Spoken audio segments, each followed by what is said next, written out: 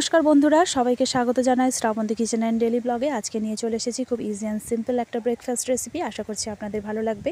বাড়িতে থাকা ইনগ্রেডিয়েন্টস দিয়েই এটা আমি খুব সহজেই বানিয়ে ফেলবো।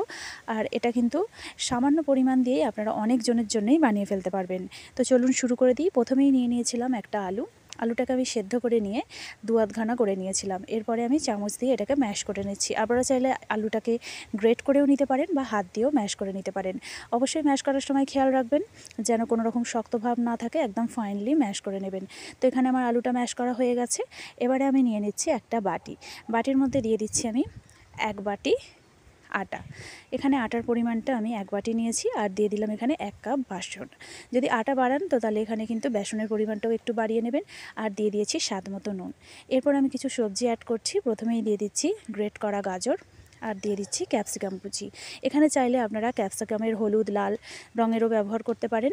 আর এখানে বিনস ধনেপাতাও দিতে পারেন। এগুলো আমার কাছে অ্যাভেলেবেল ছিল না, তাই আমি দিইনি। আর দিয়ে দিলাম 3টে কাঁচা লঙ্কাকে ছোটো ছোটো করে কেটে নিয়েছিলাম আর একটু সামান্য আদা কুচি। কাঁচা আদা অনেকেই পছন্দ করেন না, তো সেখানে আদাটা আপনারা অবশ্যই বাদ দিয়ে দেবেন। দিয়ে এটাকে বেশ ভালো করে আমি চামচের সাহায্যে মিক্স করে নিলাম। এরপর এতে আমি সামান্য একটু লঙ্কার গুঁড়ো দিয়ে দিচ্ছি একটু রঙের জন্য। আর দিয়ে দিলাম একটু জিরে গুঁড়ো। লঙ্কার গুঁড়োটাও আপনারা অ্যাভয়েড করতে পারেন। তো এটাকেও আমি চামচের সাহায্যে একটু মেখে নিলাম। এরপর আমি এতে দিয়ে দেব ম্যাশ করা আলুটা আমি এর ঠিক মাঝখানটাতে দিয়ে দিচ্ছি। দিয়ে এটাকে আমি মেখে নেব।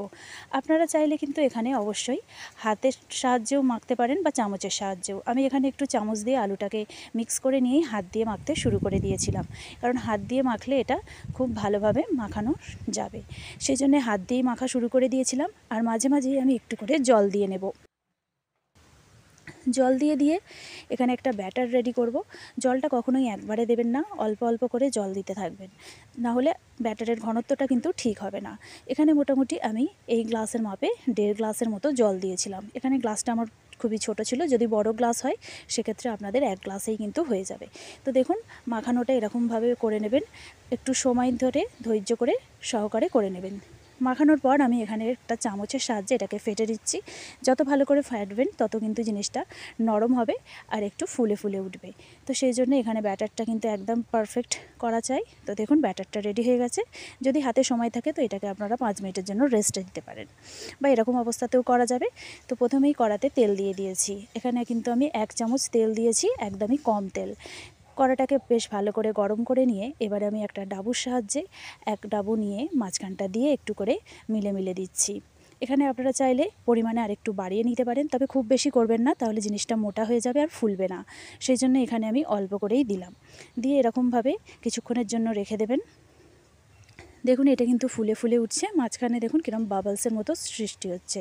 এরপরে আমি এটাকে খুন্তির সাহায্যে উল্টে দেবো। এখানে আঁচটা কিন্তু একদম মিডিয়ামে রাখবেন, কখনোই হাই আঁচ দেবেন না, কারণ তাহলে কিন্তু দুপাশটা পুড়ে যেতে পারে বা লাল হয়ে যাবে কিন্তু ভেতরটা কাঁচা থেকে যাবে। সেই জন্য অবশ্যই ফ্লেমটা কিন্তু মিডিয়ামে রাখবেন। এরকমভাবে উল্টে পাল্টে আপনারা ভেজে দেবেন। যদি চান এখানে আপনারা কিন্তু এক্সট্রা তেল ব্যবহার করতেই পারেন। এখানে আমি আর এক্সট্রা কোনো রকম তেল দেবো না। বলেছিলাম আজকে শুরুতেই যে হেলদি রেসিপি বানাবো, তো সেই জন্যই আর কি তেলের পরিমাণ আজকে খুবই কম দিয়ে এই রেসিপিটা কিন্তু বানাচ্ছি। এরকমভাবে উল্টে পাল্টে একটু আঁচ খাইয়ে এই রেসিপিটা বানিয়ে নেবেন। খুব ইজিলি এই রেসিপিটা বানানো যায়। সকালবেলা তাড়াহুড়ো করে সকালের ব্রেকফাস্ট বানানোর জন্য রোজ রুটি পরোটার পরিবর্তে আপনারা এরকম ধরনের রেসিপি বানিয়ে ফেলতে পারেন খুব ইজিলি। আর এটা খুব হেলদি, এতে সবজি দেওয়া রয়েছে। তো দেখুন এটা কিন্তু বানানো হয়ে গেছে, তুলে রেখে দিলাম। এবারে আমি একই অনুরূপভাবে কড়াতে আবার একটু সামান্য পরিমাণ তেল দিয়ে আর এক হাতা দিয়ে দিলাম। দিয়ে একইভাবে মিলে দিয়েছি। এটাকেও একটু সময় ধরে এরকমভাবেই উল্টে পাল্টে ভেজে নেব। এটা কিন্তু খুব ইজিলি হয়ে যাচ্ছে। আর দেখুন এর কালারটাও কিন্তু খুব সুন্দর এসেছে। আপনারা চাইলে কিন্তু এখানে ওপর থেকে একটু ধনেপাতা বা চিলি ফ্লেক্স দিয়ে দিতে পারেন, তাহলে এটা দেখতে আরও সুন্দর হবে। এরকমভাবেই উল্টে পাল্টে এগুলোকে বানিয়ে ফেলুন। খুব ফটাফট কিন্তু এই রেসিপিটা হয়ে যাবে। আর দেখুন এটা কিন্তু খুবই হেলদি, বাচ্চা বড় সবাইরই আশা করছি ভালো লাগবে। এতে এক্সট্রা কোনো অয়েল নেই, কাজেই যারা ডায়েট করেন তাদের জন্যও কিন্তু পারফেক্ট। তো দেখুন ইজিলি আমি কত সহজেই বানিয়ে ফেললাম সামান্য উপকরণ দিয়ে। 1 বাটি আটা দিয়ে অনেকগুলো নাস্তা। তো নাস্তা বলুন বা রেসিপি বলুন বা জলখাবার যাই বলুন না কেন, এটা অবশ্যই আপনারা বাড়িতে ট্রাই করুন। রেসিপিটি ভালো লাগলে অবশ্যই একটি লাইক করবেন।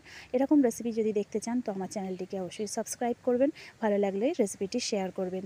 তো কেমন হয়েছে কমেন্ট বক্সে অবশ্যই জানাবেন এই রেসিপিটা। ভালো লাগলে জানাবেন। তো আপাতত বাই বাই, দেখা হবে নেক্সট ভিডিওতে।